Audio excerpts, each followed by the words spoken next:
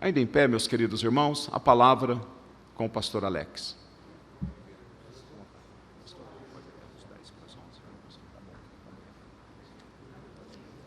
Meus amados irmãos, que a paz do Senhor Jesus Cristo esteja com todos nós. Amém. Agradeço aos irmãos, os irmãos podem sentar-se, Deus abençoe a todos.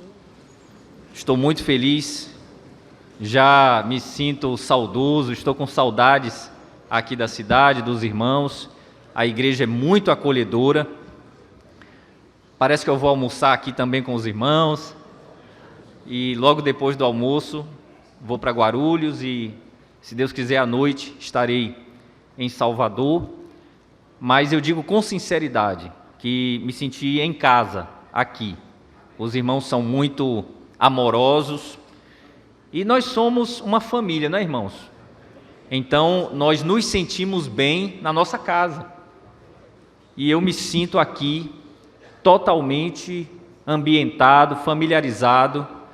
Eu me sinto também parte deste povo, porque sou, de fato, irmão de cada um de vocês. Que Deus abençoe aos irmãos. E somos irmãos de sangue, o sangue de Jesus. Louvado seja o Senhor. Quero dizer que o pastor Sérgio Bernardes já se tornou um amigo meu e fico muito feliz pelo fato de a igreja aqui ser liderada por uma pessoa tão ponderada. Ele parece o governador de Minas, não parece? Mas é mais bonito, viu? E fico muito feliz por estar aqui com os irmãos verdadeiramente. Meus irmãos, tive ainda o privilégio de chegar numa boa parte da escola dominical quando ministrava a aula para a classe reunida o pastor Amaro Fagundes, que eu tive o prazer de conhecer enquanto ele ministrava. E eu quero observar que os irmãos estão muito bem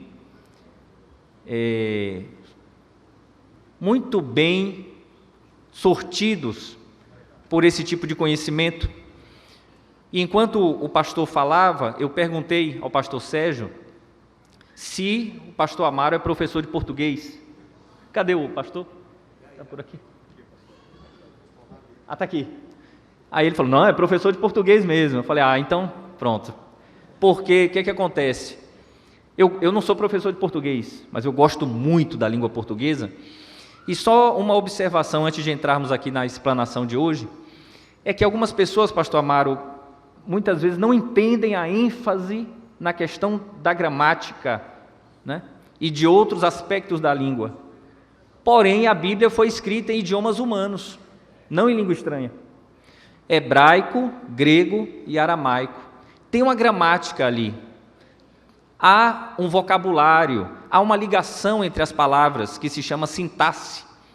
E há uma série de elementos no texto que, vindo para a língua portuguesa, precisam ser interpretados. E em qualquer idioma, a palavra de Deus deve ser lida, examinada, estudada, interpretada e aplicada. Lida, examinada, estudada, interpretada e aplicada. E o pastor falou de metáfora, comparação, falou de preposição, e ele fez exegese de vários textos no tempo reservado para a aula, que é o tempo adequado para uma aula, porém passando com muita eficiência em vários textos e trazendo aspectos fundamentais para a sua interpretação. Então, eu fiquei muito feliz por ouvir o senhor. Deus abençoe. E agora eu vou cada vez mais destacar essas questões gramaticais, porque se alguém falar qualquer coisa, eu digo, não, mas pastor Amaro lá em São Bernardo faz assim também. É importante, meus irmãos. E o apóstolo Paulo, em Gálatas, ele fala de uma questão gramatical, né? E ele faz questão de falar, não é plural, é singular. Não são descendentes, é o seu descendente que é Cristo. Se o apóstolo Paulo dá um realce a um aspecto gramatical, por que não eu também fazê-lo, conforme o conhecimento que Deus nos permitir adquirir. Então, irmãos, vamos valorizar isso cada vez mais, porque quanto mais informações pudermos receber para aprender, apreender, observar, examinar, estudar e aplicar a palavra de Deus, quanto mais será melhor. Os irmãos compreenderam? Amém. Louvado seja o Senhor. Mas, como disse o pastor Sérgio Bernardes, ontem nós falamos de Jesus como Filho de Deus e como Salvador. O tema é o triunfo de Cristo, o Filho de Deus, Salvador e Senhor da Igreja. E hoje falaremos, se Deus permitir, de Jesus como o Senhor.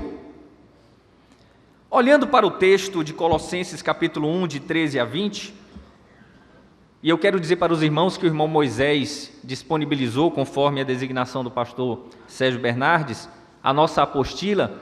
Daqui a pouco aí vai aparecer o QR Code, e os irmãos poderão mirar o celular e captar a apostila de 30 páginas imediatamente e levar consigo e ler, e eu ficarei muito feliz se os irmãos tiverem um bom aproveitamento desse material.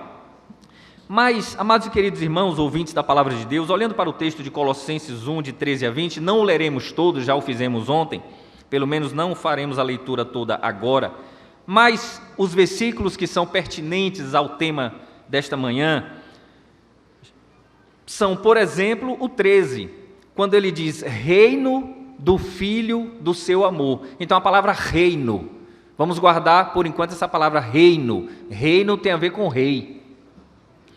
O reino do Filho do seu amor, né? Ele, Deus Pai, nos tirou da potestade das trevas ou do império das trevas e nos transportou para o reino, grifando isto, reino do Filho do seu amor ou do seu Filho amado, como ontem falamos com bastante vagar.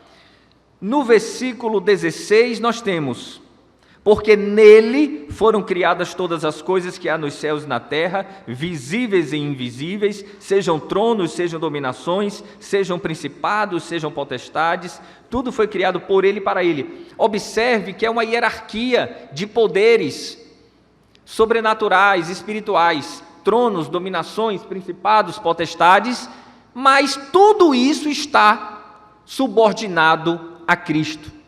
Então ele é Senhor. Ele é Senhor da igreja, é Senhor de nossas vidas, mas é também Senhor da história e do cosmos, Senhor do universo e de tudo que existe no mundo natural e no mundo sobrenatural.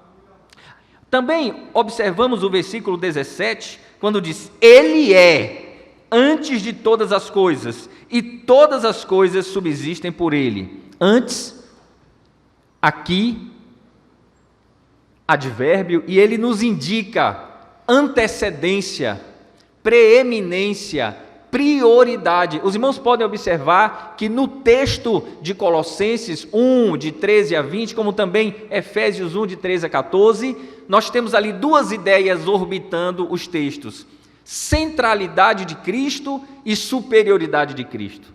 Ele está no centro porque tudo converge para ele, e ele é superior.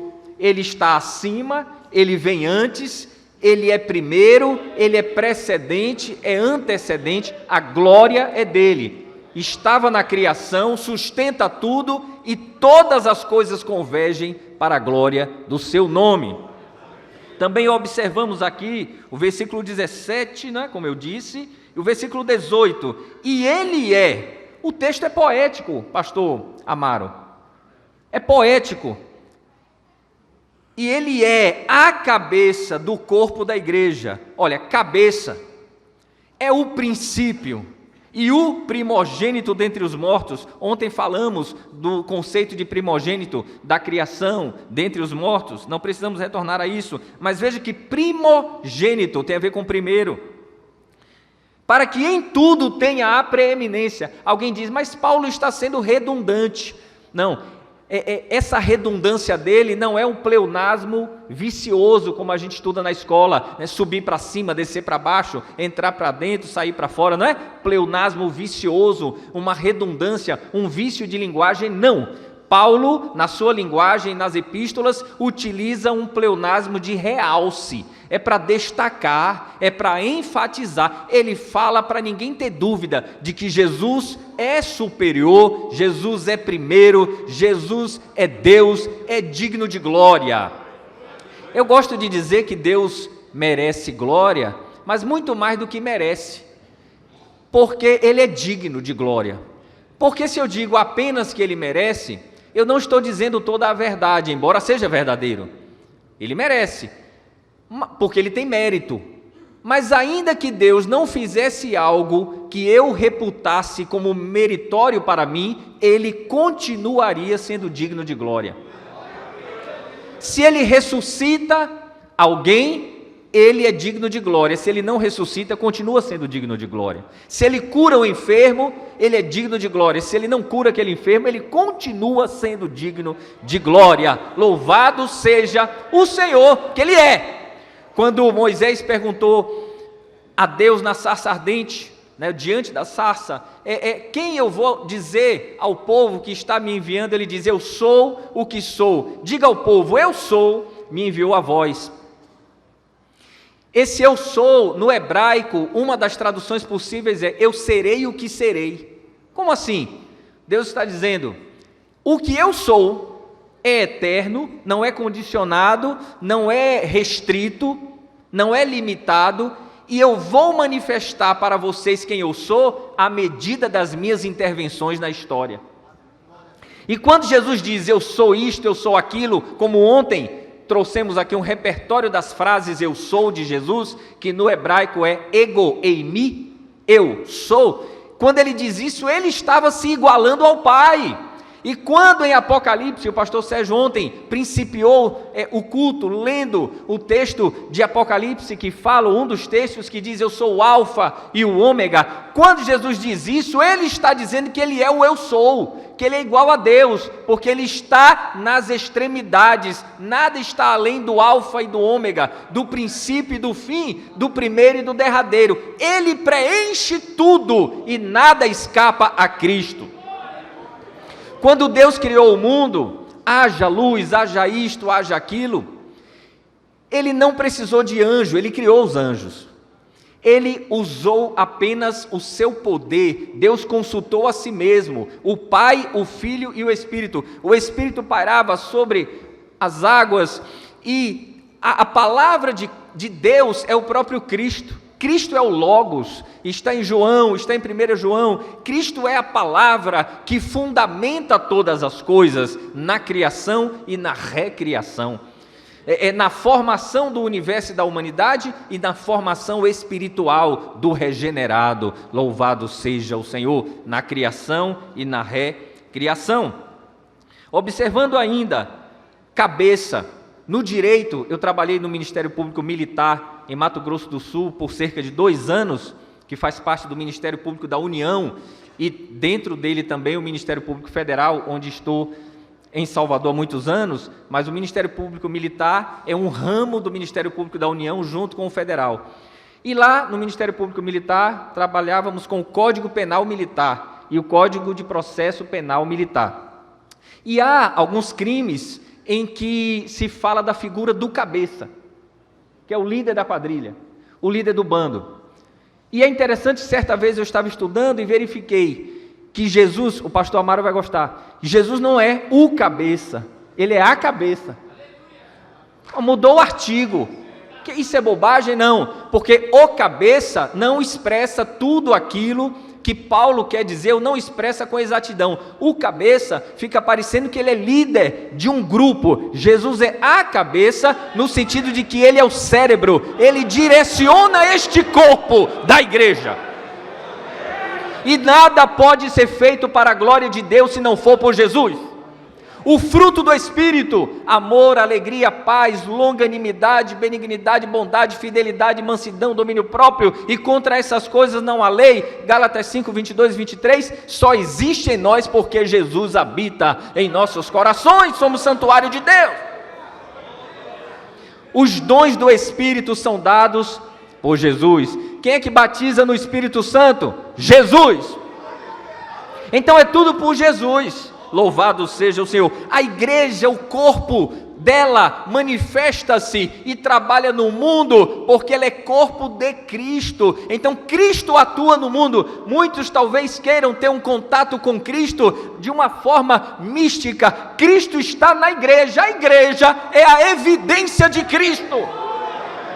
Cristo é a cabeça do corpo da igreja, louvado seja o Senhor. Por isso a igreja é eleita e preciosa.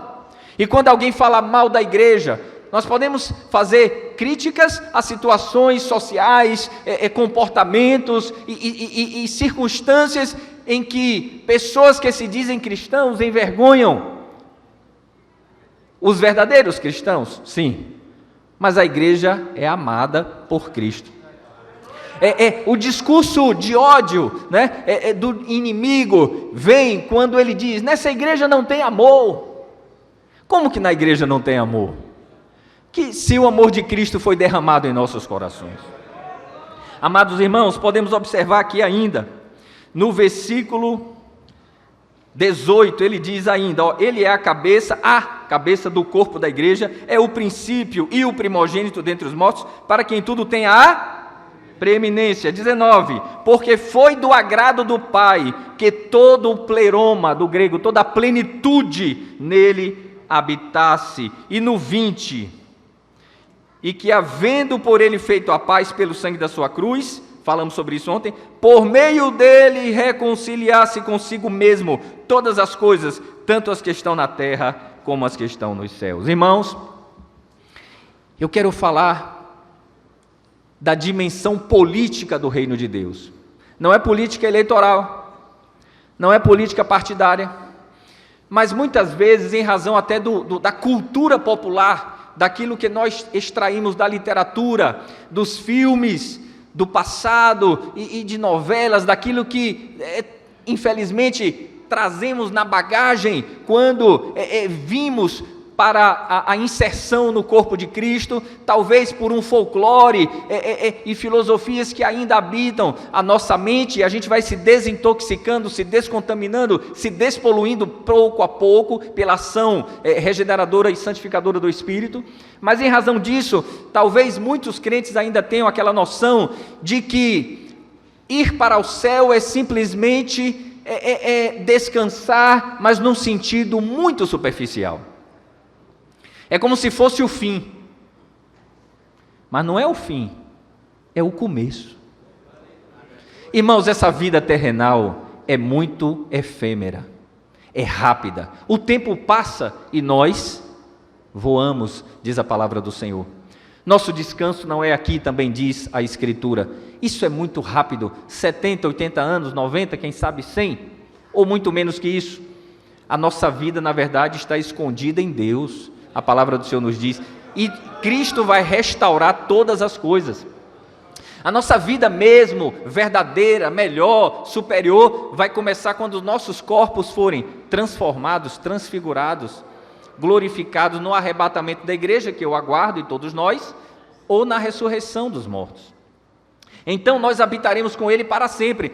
Há um hino que diz que terra e céu serão a mesma grei, ou seja, é claro que nós não vamos ficar limitados à terra, governando aqui, mas terra e céus serão uma só estrutura em que o reino de Cristo imperará eternamente. É uma dimensão política. Muitos têm uma esperança limitada às autoridades humanas, mas irmãos, a autoridade, é claro que nós precisamos obedecer à autoridade civil, política, mas a autoridade que está no nosso horizonte, como aquela a qual devemos nos prostrar, é o Rei dos Reis, Senhor dos Senhores, Adonai, do hebraico, Senhor. Yavé, né, que é um nome, Yod, He, Vav, He, né, as 4 letras que derivam da frase eu sou o que sou, né, tem a ver com ser, né, Deus é aquele que é, que não nasceu, que não tem limitação de tempo, de espaço, de matéria, nada disso, Ele é incondicionado, independente, perfeito, absoluto, Ele é. Eu posso dizer que nasci e posso vir a morrer, porém Deus é, e pronto, Ele é Ele subsiste, Ele controla, Ele comanda, tudo depende dEle, e Ele não depende de nada e de ninguém. Ele é Deus, é Deus, é Deus, é Deus, e Jesus é Deus, e o Espírito Santo é Deus. Lá em Colossos tinha gente que queria cultuar anjo, até hoje tem gente que quer cultuar anjo, né? Porque o anjo vai descer com não sei o que lá, e eu vou receber alguma coisa do anjo. Irmão, os anjos são espíritos ministradores, está em Hebreus, que ajudam aqueles que hão de herdar a salvação. Mas a gente fala é de Jesus, não é de anjo, porque quem habita em nossos corações não são os anjos, é Deus na pessoa do Espírito Santo. Nós não vamos ter um culto de anjo é um culto menor, é um culto irreal, inverídico, que não tem base nas Escrituras. O nosso culto é a Deus, porque o Espírito de Deus habita no crente. Não é melhor cultuar a Deus do que anjo? Amados irmãos, ouvintes da palavra de Deus, se falarmos de Jesus como Rei, nós devemos observar Ele como Senhor, do grego Kyrios. É uma tradução que se aplica tanto a Adonai do hebraico, como a Yahvé. E esse Kyrios é aplicado a Jesus. Então os russelitas e outros que negam que Jesus é Deus, uns unicistas por aí, que se dizem pentecostais, eles na realidade, e muitos infelizmente não sabem discernir o que é uma igreja que serve ao Deus trino, triuno, e um Deus unicista. Muitos não sabem fazer essa diferenciação. Mas assim, quando Jesus é chamado de Kyrios no Novo Testamento, Senhor, não é só Senhor no sentido de seu João, seu José, não, Ele é o Adonai, é proprietário, possuidor, governante, soberano, supremo. Ele é rei com as mesmas credenciais do Deus do Antigo Testamento, porque Jesus é Deus, Ele é o Senhor, Ele é o Deus verdadeiro, é o nosso Senhor que habita no crente. Então as profecias acerca do reino milenial, observe bem, as profecias acerca do reino milenial, de Cristo com Israel, não é assim? Provam que a dimensão política do reino é uma realidade. Irmãos, os amilenistas, com todo respeito, aqueles que não acreditam no milênio literal, fazem uma interpretação idealista, filosófica do Antigo Testamento. Mas repare bem, se as profecias acerca da primeira vinda de Cristo se cumpriram literalmente, por que não esperar que as profecias acerca da sua segunda vinda também se cumpram literalmente? Vou explicar um pouco melhor. Miqueias não escreveu que o Messias viria de Belém? Sim ou não? E ele não nasceu em Belém? Zacarias não escreve acerca do Salvador que vem num jumentinho? Ele não escreveu isso? E ele não adentrou a Jerusalém montado no jumentinho? Não se fala em Isaías que nasceria de uma virgem, e ele não nasceu de uma virgem? Isso é filosófico? Isso é idealista? Ideal? Metafórico? Não, ali é real. Louvado seja o Senhor, e ele cumpriu literalmente. Por que não esperar que então ele volte e governe por 1000 anos e estabeleça esse reino com Israel? Romanos 9, 10 e 11 trazem ali de que Deus não rejeitou o seu povo, como foi mencionado na parte da escola dominical nesta manhã, e as profecias de Isaías, de tantos profetas acerca do milênio, mostram que há um reino político no melhor sentido do termo, não eleitoral, partidário, nada disso, mas é a polis, ou seja, a cidade de Deus, o governo de Deus. Ele é o justo juiz, e ele virá com poder e grande glória para estabelecer o seu domínio. Amados irmãos, ouvintes da palavra de Deus, a primeira confissão de fé da igreja foi: Jesus é o Senhor. Paulo diz em 1 Coríntios 12, ninguém que tem o Espírito de Deus vai dizer Jesus é anátema, ou anátema a Jesus, ou seja, maldito Jesus. É uma palavra até ruim da gente querer pronunciar. E ninguém diz Jesus é o Senhor, senão pelo Espírito de Deus. Jesus é Kyrios. Quando ele diz isso, ele está expressando a primeira confissão de fé da igreja. Antes do credo apostólico, o credo niceno, o credo de Constantinopla, e vários credos que surgiram nos concílios ecumênicos, ecumênico no bom sentido, concílios eclesiásticos ao longo dos primeiros 5, 6, 7 séculos da história da igreja. E meus amados irmãos, Jesus é o Senhor. Lá em Roma, os irmãos receberam uma carta do apóstolo Paulo com muita ousadia. César se considerava filho de Deus, Divi Filius. Os reis do Oriente Próximo, que nós chamamos hoje de Oriente Médio, e do Egito, se diziam deuses ou filhos de Deus, né? E diziam para o imperador romano, Ave César, né? Diziam que César era um filho de Deus e que se devia cultuar a ele como filho de Zeus, como filho do que fosse ali de Júpiter. Porém, Paulo escreve ousadamente para uma igreja na sede do império, para dizer, Jesus é o Senhor, Jesus é o Rei, louvado seja o Senhor. Pode observar que ele prova logo em Romanos 1, Jesus que é da descendência de Davi, trazendo a legitimidade real, monárquica. Jesus é o Senhor e ele vem para implantar o seu reino com poder e grande glória. Eu quero fazer com os irmãos uma pequena exegese, ou seja, uma interpretação. Hermenêutica, os irmãos sabem, é a arte de interpretar textos, é a parte teórica, que traz os pressupostos, regras e métodos de interpretação. A exegese é a aplicação dos pressupostos, regras e métodos da hermenêutica. Tudo bem? Hermenêutica, a teoria, exegese, digamos que seja a prática, de maneira bem básica. Então, irmãos, olhando aqui para Gênesis 49, por gentileza, se os irmãos puderem nos acompanhar, Gênesis 49, o QR Code está ali para a apostila, os irmãos podem livremente buscar. E toda vez que os irmãos lerem essa apostila, eu só peço uma coisa, que os irmãos orem por mim, pela minha esposa Miriam, pelos meus filhos Elisa, Inácio e Felipe. Meus irmãos, Gênesis 49, vamos ver de 9 a 12. Judá é um leãozinho, é o texto aqui das bênçãos proferidas por Jacó a seus filhos. Judá é um leãozinho, da presa subiste, filho meu, encurva-se e deita-se como leão, e como leão velho, quem o despertará? Está comparando Judá com um leão. O cetro não se arredará de Judá. Cetro simboliza o quê?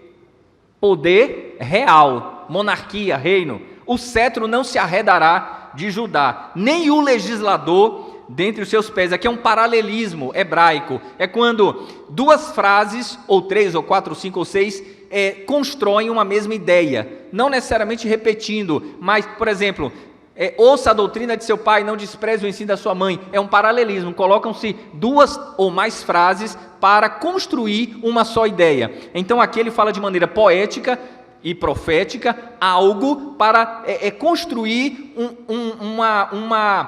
uma figura de alguém que viria depois. Judá é o leãozinho, da presa subiste, filho meu. Encurva-se, deita-se como leão, e como leão velho, quem o despertará? O cetro não se arredará de Judá, nem o legislador dentre seus pés. Cetro, legislador. O cetro está para legislador aí, no paralelismo. E dentre seus pés está para não se arredar. Está claro isso? Não vai se arredar, vai estar entre seus pés. Está claro, irmãos? A simetria, cetro e legislador indicando poder. Cetro e legislador indicando poder. Não se arredará, e a expressão dentre seus pés, indicando ali que vai estar com ele, que vai estar no ambiente, na atmosfera dele, e não vai se afastar desse personagem. Até que venha Siló. Até que venha Siló.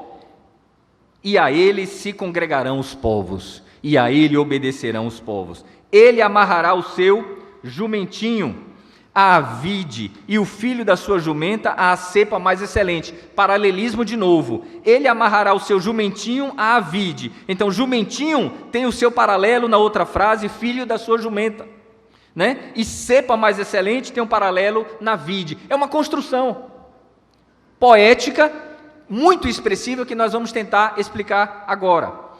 E ele diz assim: ele lavará sua veste no vinho. O vinho é de que cor? Será que indica sangue? Ele lavará a sua veste no vinho e a sua capa em sangue de uvas. Então, paralelismo de novo, sim ou não? Né? Ele lavará a sua veste no vinho. Então, lavará a sua veste no vinho. Então, veste está para capa na outra frase. E vinho está para sangue de uvas. Então, assim nós devemos entender essa expressão. Os olhos serão vermelhos de vinho e os dentes brancos de leite, indicando prosperidade, fartura, vitória, sucesso naquilo que ele se propôs fazer. Muito bem. Voltando para o versículo 10. Cetro. Vamos olhar aqui em Números 24, 17, Balaão, querendo amaldiçoar, acabou abençoando, e ali fala, um cetro subirá de Israel.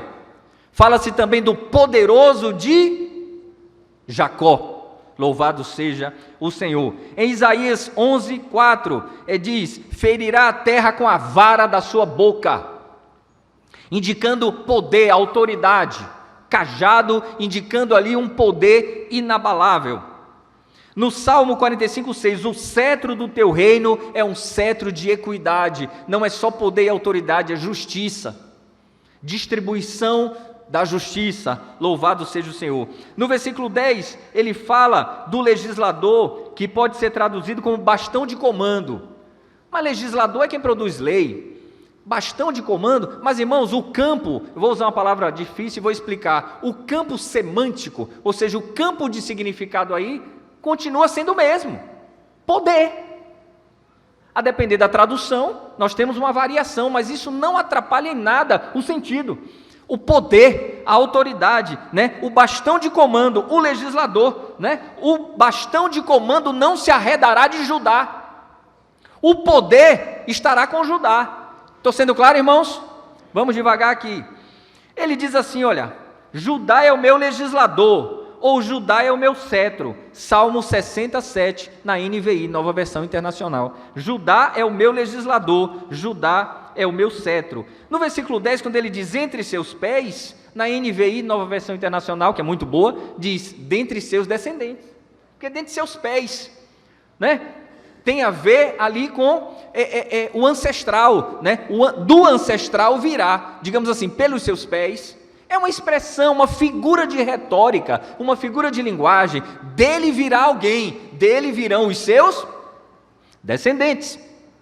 Muito bem, então ele diz assim, olha, o cetro não se arredará de Judá, né? Nem o bastão de comando, nem o legislador dentre seus pés, ou seja, porque o legislador virá dali.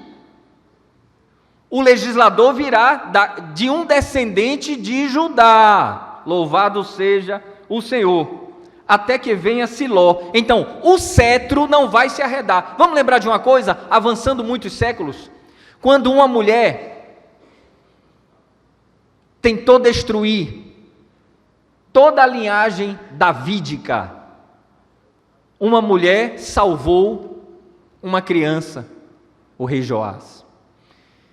E aí a palavra do Senhor diz, apesar de todo o pecado dos reis de Judá, que pecaram também, Judá, reino do sul, capital em Jerusalém, Israel, reino do norte, depois da divisão, né, capital, primeiro Tirza, Siquém, depois Samaria se estabeleceu por mais tempo. Apesar do pecado também dos reis de Judá, e não apenas dos de Israel, foram mais ou menos 20 para cada lado, para cada reino, Deus falou, eu não vou deixar se apagar, eu sempre vou deixar uma lâmpada em Judá. Eu sempre vou deixar uma lâmpada em Judá. Porque apesar do homem, a graça de Deus é poderosa para suscitar justos no meio dos homens. Louvado seja o Senhor. E quando ele diz, até que venha Siló ou Shiló, que do hebraico muitas vezes o som de S para nós, né, é um som que seria mais, melhor expresso como SH ou CH. Né? É mais ou menos aquela história de Cibolete ou Chibolete, né? E aqui é Shiló, né? Numa outra versão, até que venha aquele a quem ele pertence, até que venha aquele a quem o cetro pertence. O cetro não se arredará, olha que coisa gloriosa, o cetro não se arredará de Judá, até que venha aquele a quem o cetro pertence, porque o cetro é entregue a ele. Até que venha, em outra tradução, aquele a quem pertence o tributo. É uma outra ideia. Aquele a quem pertence a coroa, aquele a quem pertence o que lhe é de direito. Ou Shiló também pode ser o nome dele. Vamos ver Ezequiel 21, 26 e 27. Ezequiel 21, 26 e 27. Olha só. Assim diz o Senhor Jeová, o Iavé: tira o diadema e levanta a coroa. Esta não será a mesma. Exalta o humilde e humilha o soberbo. Ao revés, ao revés, ao revés a porei, e ela não será mais, até que venha aquele a quem pertence de direito, e a ele a darei. Há um momento em Isaías que se fala assim: olha, as vestes, toma você, sai pela rua, procura alguém e coloca vestes nele, vestes de autoridade, mas pessoa para a qual as vestes não eram apropriadas. É uma época em Judá em que faltavam homens de verdade para assumir as posições de controle, mas não é simplesmente usando uma veste que alguém se tornaria um rei, um nobre, um príncipe, como infelizmente hoje nós vemos pessoas que não têm caráter assumindo posturas ou posições de poder. Todavia, há a profecia acerca de Shiló, ou Siló, aquele a quem pertence o direito, e ele virá um dia, aleluia, glória a Jesus, e o cetro será entregue a ele no momento determinado por Deus Pai. Irmãos, a figura do jumentinho que foi mencionada no texto, podemos mencionar para os irmãos lerem em casa, está na apostila, Zacarias 9:9, Mateus 21:5, figura de humildade. Ele é rei, ele tem o cetro, ele tem a autoridade, ele tem poder, ele tem a realeza, a majestade, mas ele entrou montado num jumentinho. As vestes lavadas de sangue do texto de Gênesis, em Isaías 63:2. Vamos olhar para Isaías 63:2. Daqui a pouco eu tenho a exegese de outro texto. Por que está vermelha a tua vestidura? E as tuas vestes como as daquele que pisa uvas no lagar? Todo mês nós bebemos o elemento do vinho, fruto da vide, que simboliza o sangue carmesim derramado na cruz em nosso favor, em nosso lugar. 1 Crônicas 5:2 diz assim, no meio do texto: o príncipe provém de Judá. Irmão, no meio de Crônicas, leia Crônicas, os irmãos estão aí com leitura da Bíblia. Eu estou fazendo um livro sobre genealogias, e espero entregar em novembro desse ano para publicar ano que vem, se Deus quiser, pelas edições Bernard Johnson. E aí está dando trabalho, viu? Graças a Deus, que eu gosto de trabalho mesmo, gosto de estudar, e aí eu fico pensando, meu Deus, a gente tem que ler genealogia. Eu vinha conversando com o irmão Passarinho e falando sobre a importância. Ele contou uma história sobre a filha dele, uma interpretação muito correta que a irmã Esté fez acerca da genealogia de Davi. Uma criança, fez uma interpretação muito adequada. Precisamos ler genealogia, precisamos ler os ornamentos de tabernáculo, de templo, aquela arquitetura, tudo aquilo é palavra de Deus. E aqui em 1 Crônicas, no meio daquelas genealogias tem um texto: o príncipe provém de Judá.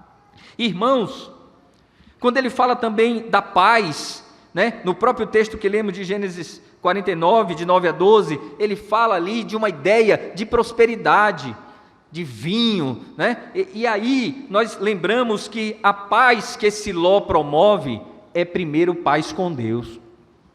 Em Romanos 5:1, tendo sido, pois, justificados por Cristo, temos paz com Deus. Justificados pela fé, temos paz. Agora, existe um provérbio latino que o direito utiliza: si vis pacem para bellum, ou seja, se queres a paz, prepara-te para a guerra. Nós adoramos a Deus voluntariamente. Nós temos paz com Deus porque houve reconciliação, e adoramos a Ele porque queremos adorar, sim ou não?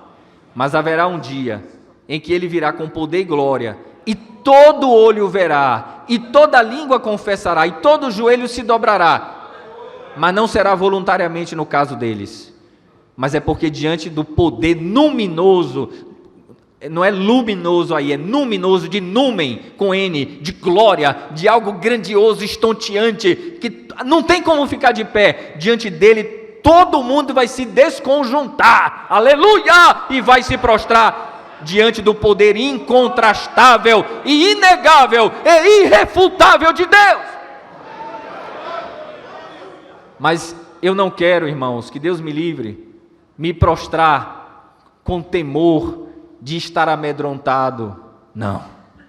O nosso temor é o temor reverencial. É o temor do filho que reconhece o poder, o amor, a misericórdia, a beleza do seu Senhor. Está claro isso, irmãos? Vamos para Isaías 9. E aqui eu quero trazer algumas informações também. O pastor me deu até 10h50. Esse pastor é gente boa demais, viu?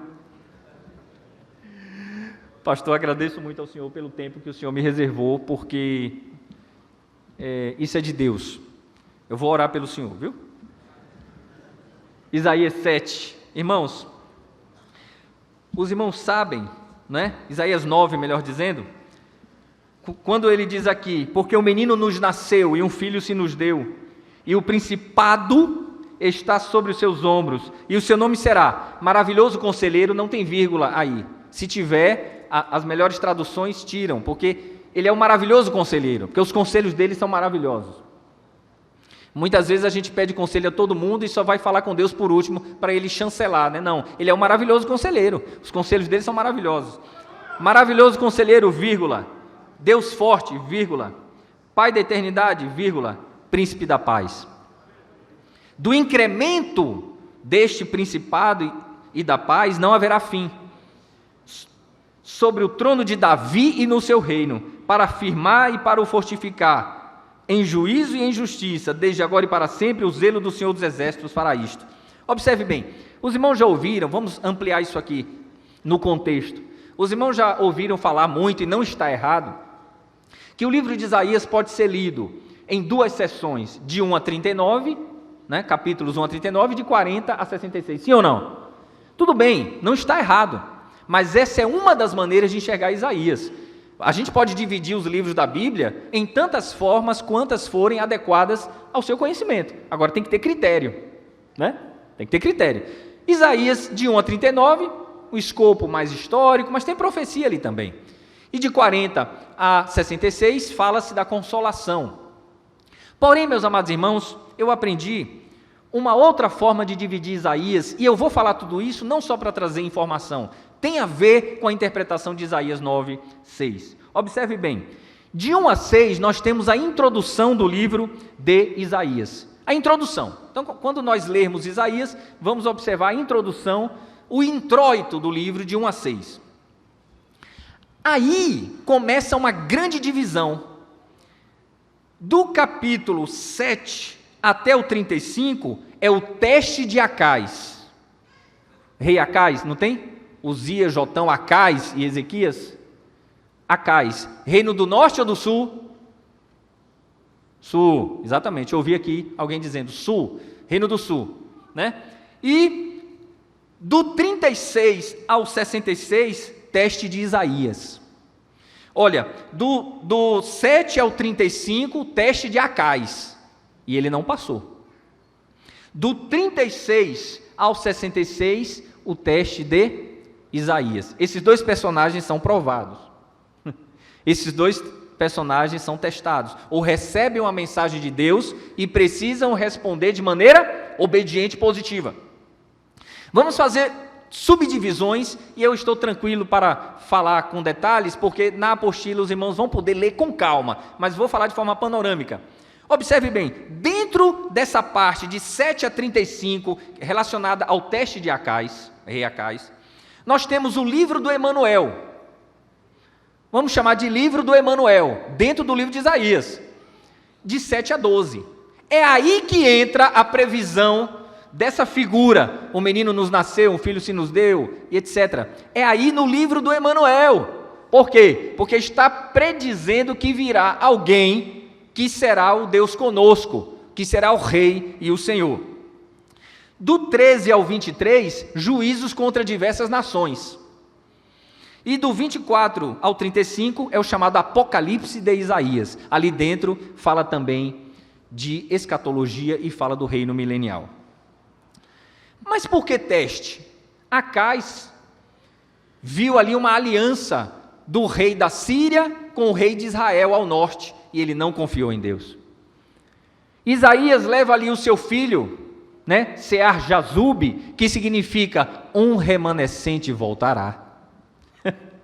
Sear-Jazube, Isaías, capítulo 8, nós temos ali no capítulo 7, versículo 3, então disse o Senhor a Isaías, agora tu e teu filho Sear-Jazube, que significa um remanescente voltará, saia ao encontro de Acais, ao fim do canal do viveiro superior, ao caminho do campo do lavandeiro, para trazer uma palavra de encorajamento, e Acais não confiou em Deus, ele foi reprovado. E Isaías traz então a palavra, porque ele tem um filho, cujo nome é Maher-Salal-Has-Baz. Maher-Salal-Has-Baz. Isaías 8:1 significa, apressando-se ao despojo, apressou-se à presa. Ele está dizendo, olha, você está preocupado aí porque Israel se uniu com o rei da Síria, e você não confia em Deus, mas eu lhe digo, que antes desse menino for desmamado, virá o rei da Assíria. Ou seja, ele deu um tempo cronológico. Estou sendo claro, irmãos? Ele dá um tempo, um tempo cronológico, claro, se é tempo é cronológico, se é cronológico é tempo, mas ele dá um lapso cronológico, ele dá uma informação, e Acais não confia em Deus.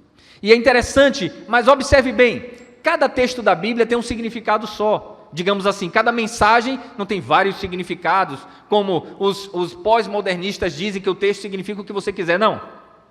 Porém, a profecia pode ter dois tempos de cumprimento. Os irmãos já ouviram falar de duplo cumprimento da profecia? Um histórico e outro escatológico, sim ou não? O histórico e escatológico, aleluia! E aí, esse Maher-Salal-Has-Baz, parece coisa árabe, é hebraico, aquela criança foi mencionada como sendo alguém, louvado seja o Senhor, para marcar o tempo do juízo. E os assírios realmente vieram com tudo, e em 722 eles destruíram Samaria. E os babilônios é que vão entrar em 586 para destruir de fato Jerusalém, e aí vem o cativeiro babilônico, como os irmãos bem conhecem a história. Mas essa figura que ele menciona em Isaías 9, não é o filho de Isaías, nenhum nem outro. O cumprimento aí não é simplesmente histórico, o cumprimento é escatológico. Porque o menino nos nasceu, um filho se nos deu, e o principado está sobre os seus ombros. Seu nome será maravilhoso, conselheiro, Deus forte, Pai da eternidade, príncipe da paz. Irmãos, nós observamos aqui, nesta palavra, que Jesus Cristo vem de Judá. E os irmãos observam que Rúben era o primogênito, e ele pecou, não é? E ele perdeu a primogenitura. E quem é o primogênito agora? Não é Judá, é José. Está escrito lá, 1 Crônicas, e o Antigo Testamento mostra, porque havia duas tribos relacionadas a José. Quem são elas? Manassés e Efraim. O que é que o primogênito tinha? Porção dobrada. Porção dobrada, o pessoal pensa que, quando Eliseu pede a Elias porção dobrada, ele não estava pedindo, claro que ele queria poder, claro que ele queria que a mão de Deus estivesse com ele, mas não é que ele queria ser 2 vezes melhor que Elias, não.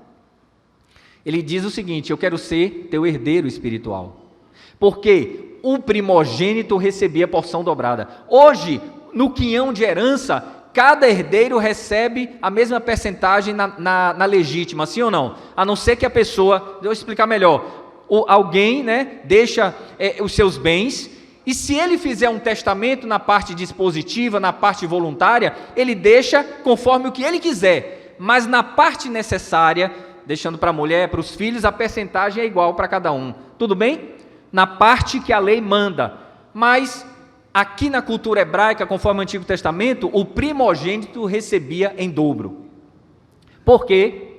Porque ele tinha a responsabilidade de levar a família adiante. Dá-me porção dobrada do teu espírito. Eu quero ter porção dobrada do teu espírito, Elias. Ou seja, eu quero ser seu herdeiro espiritual. Eu quero ser seu sucessor. Tudo bem. José recebeu porção dobrada. Por isso não há uma tribo de José. Há duas tribos, Manassés e Efraim. Então quem é o primogênito ali? Agora, no lugar de Rúben? José, sim ou não? Não é Judá. Mas Judá, lá em Números já aparece na ordem dos acampamentos, quando os acampamentos tinham que se levantar, e Judá sairá primeiro, né? Capítulo 2, Judá, do nada, né, irmãos? Não é do nada, não. Gênesis 49, o cetro não se arredará de Judá. E tu, Belém Efrata, posto que menor entre milhares, de ti sairá aquele que será o rei, louvado seja o Senhor. E isso se cumpriu cabalmente. Jesus não falha, Deus não falha, as palavras do Senhor não caem por terra, louvado seja o Senhor. Irmão, Jesus já veio e voltará. Jesus já veio e voltará. Ele voltará. Jesus voltará, ele já veio, ele voltará. Nós somos privilegiados, ele já veio uma vez, já aconteceu. E aqui no teste de Isaías, do 36 ao 39 tem um contexto histórico. Do 40 ao 66, um conforto profético. Palavras maravilhosas do livro de Isaías.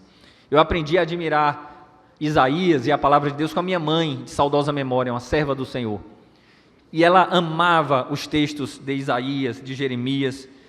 De 40 a 48, nós temos ali a figura de Ciro, que seria um libertador, porque de fato, e no meu livro sobre Daniel, explico com detalhes, se os irmãos quiserem consultar, a figura de Ciro e os reis ali da Medo-Pérsia, Babilônia, tudo isso está ali para os irmãos buscarem com calma em casa depois.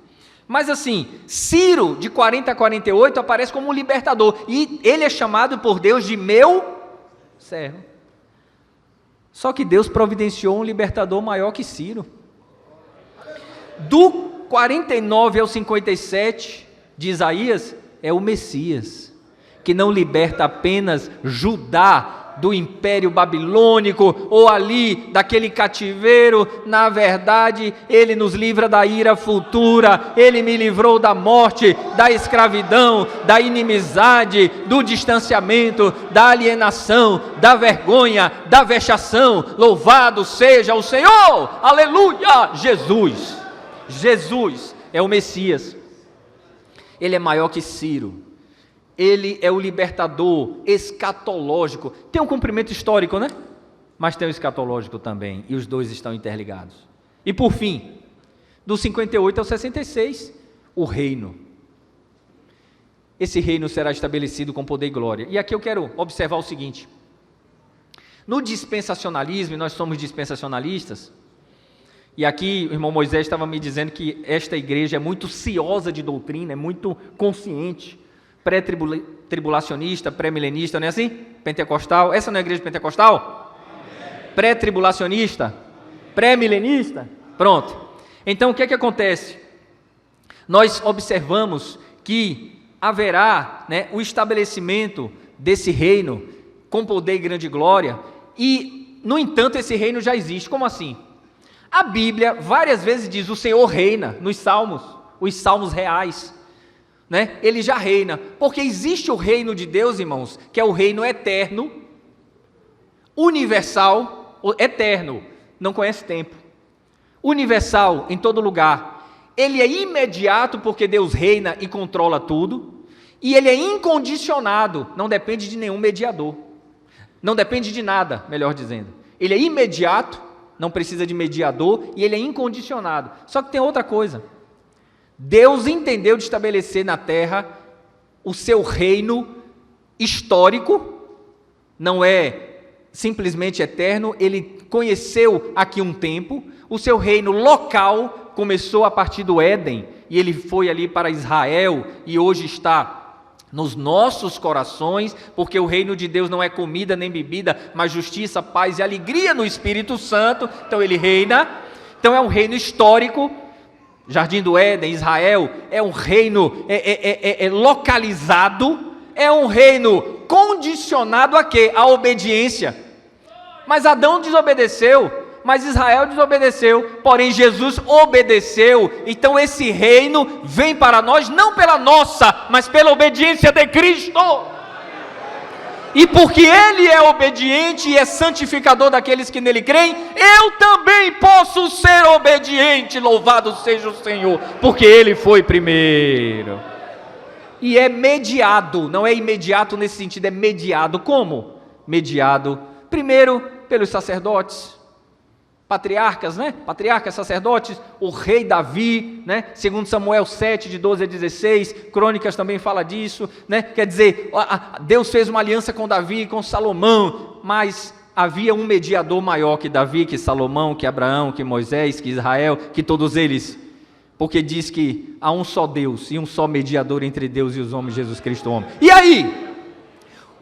Um dia, quando Cristo vier, e a igreja já arrebatada, já teve bodas do Cordeiro, o tribunal de Cristo, e aí ela vem, primeiro Jesus vem para os seus, depois ele vem com os seus, e vem a igreja com milhares de anjos, com poder e grande glória, e aí Jesus faz o quê? Ele vai fundir o reino eterno, universal, imediato, incondicionado, com o reino histórico, localizado, condicionado e mediado. Ele vai fundir os dois. Terra e céus, portanto, serão a mesma grei, e nós habitaremos com o Senhor para sempre, para sempre, para sempre, para sempre, para sempre.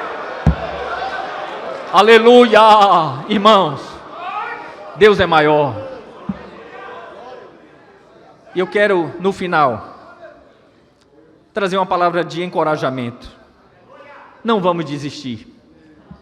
Vamos continuar, falta pouco. Irmão, Jesus pode voltar a qualquer momento. Vamos continuar um pouco mais.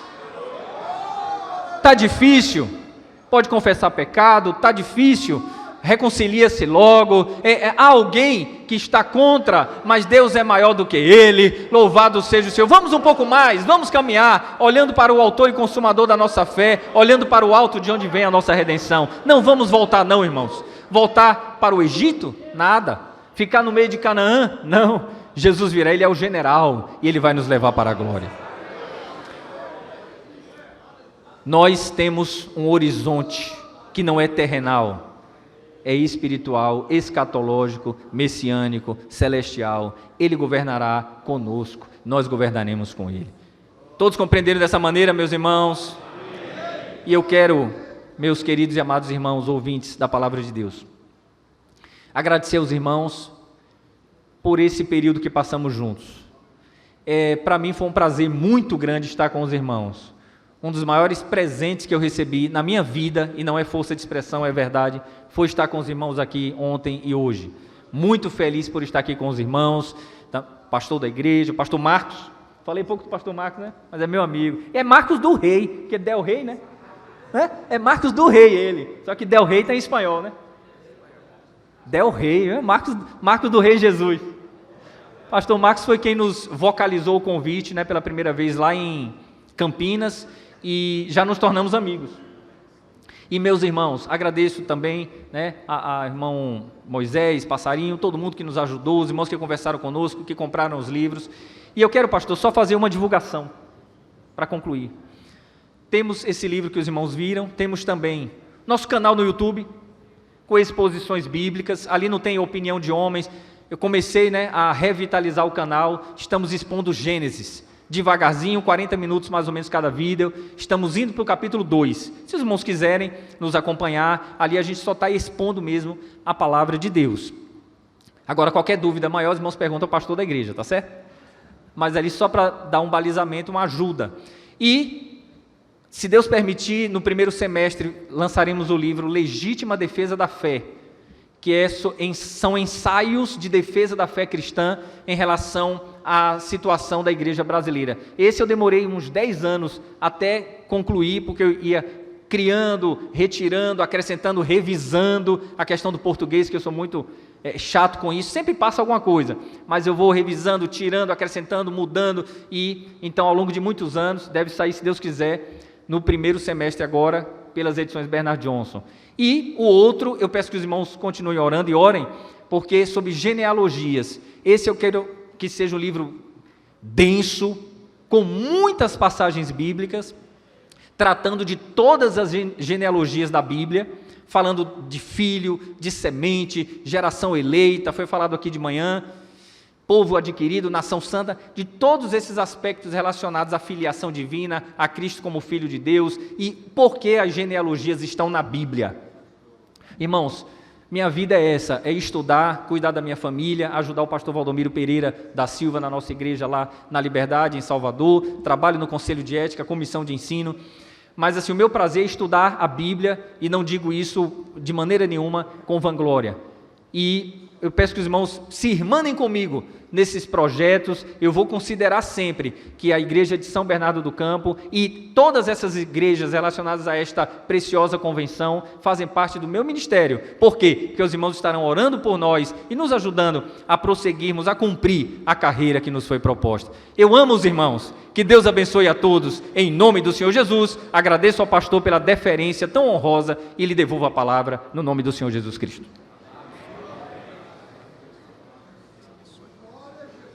Eu convido a todos a estarem em pé, fazermos uma oração, agradecimento ao Senhor por esse período que Ele nos deu, nesta manhã tão valiosa, tão importante, tão edificante, falando da palavra do Senhor, da pessoa do Senhor Jesus, na instrumentalidade aqui do pastor Alex Esteve. Deus abençoe o pastor pela a estadia entre nós neste final de semana, uma estadia de grande valia, e nós louvamos a Deus por isso. Deus abençoe também o pastor Amaro Fagundes, que esteve aqui no primeiro momento na IBD. Deus abençoe esses servos do Senhor, foram verdadeiros instrumentos nas mãos do Senhor para nos trazer a palavra de Deus.